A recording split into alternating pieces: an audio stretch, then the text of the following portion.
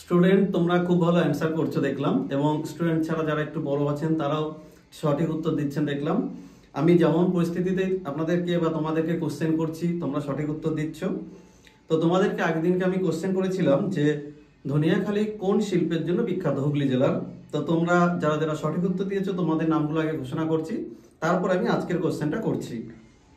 আগের দিন সঠিক উত্তর দিয়েছিলে দীপ বিশ্বাস, প্রিয়া মণ্ডল, বিশ্বরূপ, শিপ্রা, প্রীতি মণ্ডল, অতনু মল্লিক, বুকু বিশ্বাস, শুভেন্দু মণ্ডল, আকাশ, ইট সবুজ, অভ্রনীল বিশ্বাস, মঙ্গল, আপনারণী, সত্যজিৎ বিশ্বাস, শিল্পী মণ্ডল, জিৎ।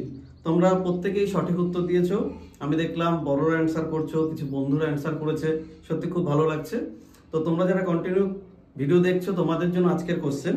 তোমরা জানো যে বর্তমানে ভারতবর্ষে ম্যানচেস্টার আহমেদাবাদ অর্থাৎ বস্ত্রবয়ন শিল্প যেখানে খুব ভালো গড়ে ওঠে সেই অঞ্চলটাকেই ম্যানচেস্টার বলা হয়।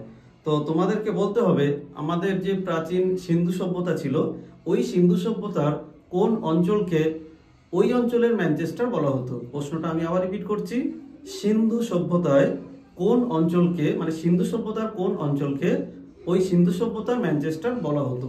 তোমরা যারা সঠিক অ্যান্সার জানো নিচে যে কমেন্ট সেকশন আছে ওখানে গিয়ে তোমরা সঠিক উত্তর দিতে পারো। আর যারা ভিডিও দেখছো তাদেরকে অসংখ্য ধন্যবাদ।